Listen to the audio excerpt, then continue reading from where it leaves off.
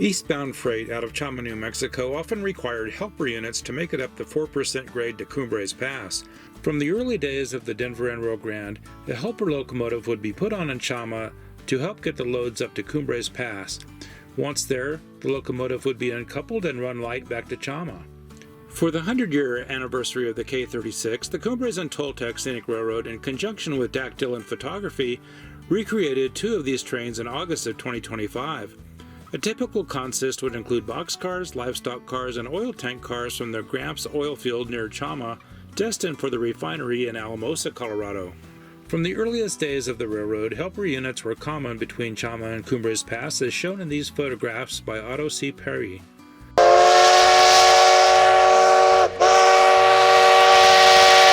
The railroad line was built in the early 1880s by the Denver and Rio Grande Railroad as part of the San Juan Extension from Alamosa to Durango, Colorado. On February 20th, 1880, track crews began to lay the first rails of the San Juan Extension going south from Alamosa, Colorado toward Antonito, Colorado, arriving in March of that year. The company chose the narrow gauge of 3 feet instead of the standard gauge of 4 feet 8.5 inches because the narrow gauge was cheaper to build and a narrow gauge railroad can accommodate tighter radius curves. This allowed laying track where standard gauge would not fit. From Antonito, the line continued west to Chama, New Mexico, arriving there on December 31st, 1880.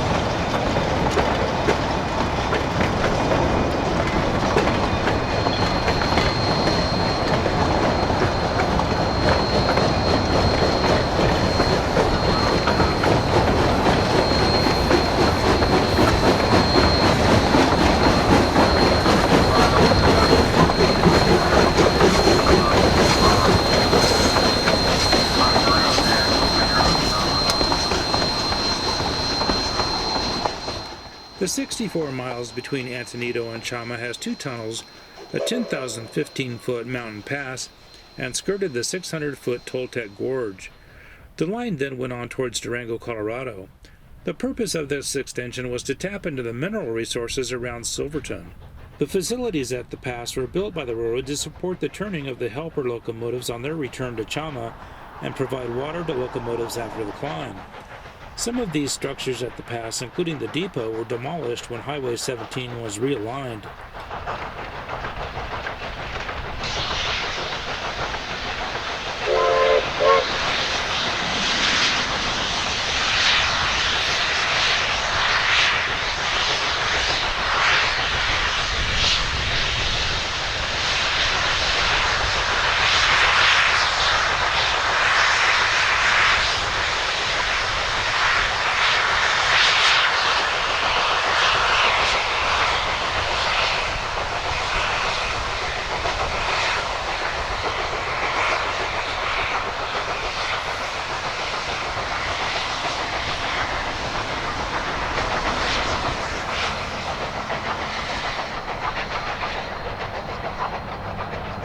The original section house, car inspector's house, and part of the old snow shed remain on Cumbres Pass and are maintained by the Friends of the Cumbres and Toltec Scenic Railroad.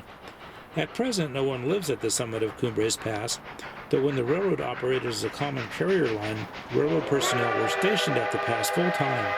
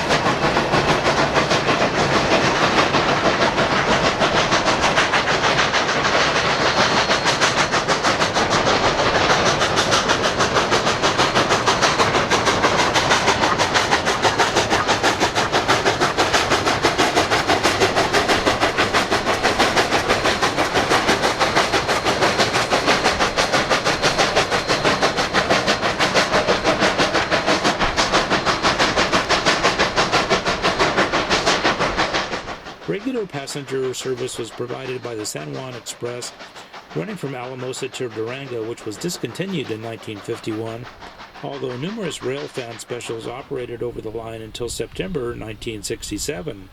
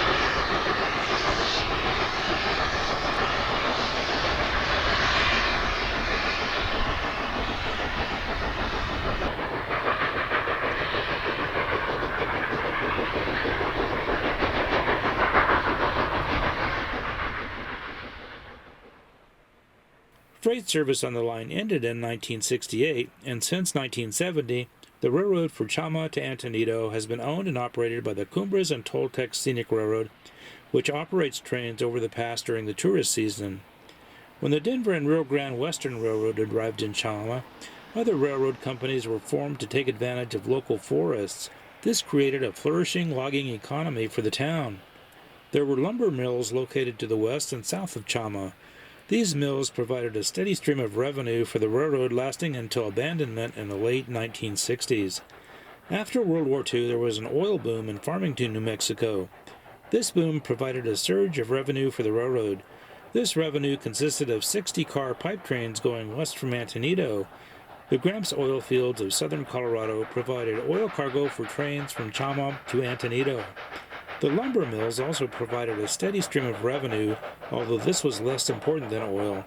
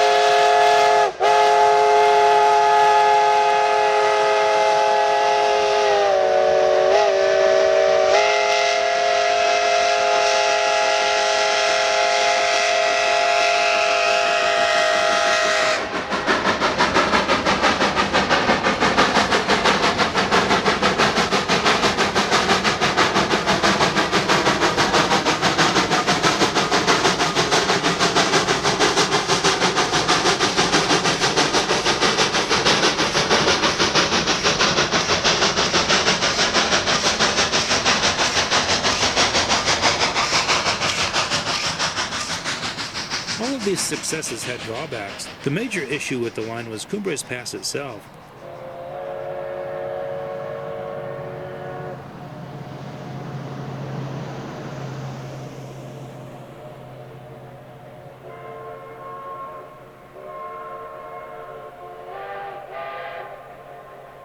Cumbres Pass is 10,015 feet above sea level. The high elevation and various other factors lead to many terrible snowstorms. This prompted the railroad to purchase rotary snowplows. The two that were used on the Cumbres Pass were rotary OM and rotary OY. Both rotaries are still in existence in Chama, New Mexico, but historically they were dispatched from Alamosa. Every 5 or 6 years, the winter season has as much as 500 inches of snow on Cumbres Pass. These snowstorms were a huge financial burden for the railroad. The granddaddy of all snowstorms hit in the winter of 1951 to 1952. This was the worst recorded winter on the line, and one of the deciding factors when abandonment was considered in the 1960s.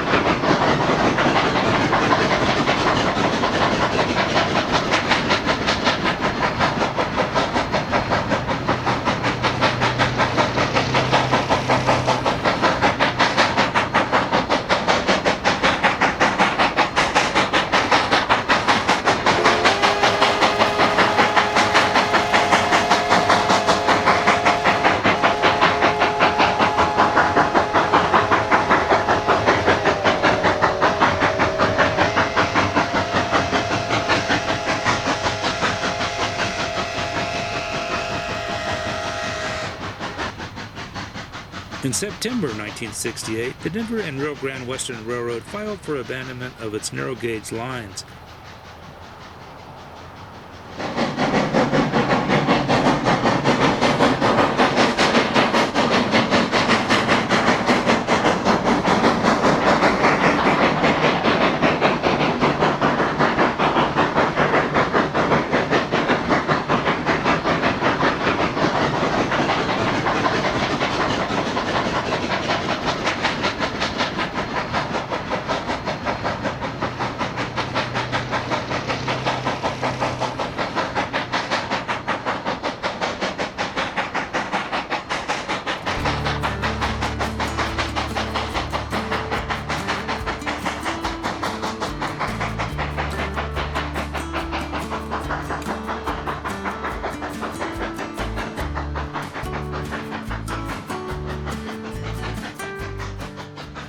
In April 1969, legislation was signed in New Mexico that provided a way for the state of New Mexico to buy the track between Chama and Antonito.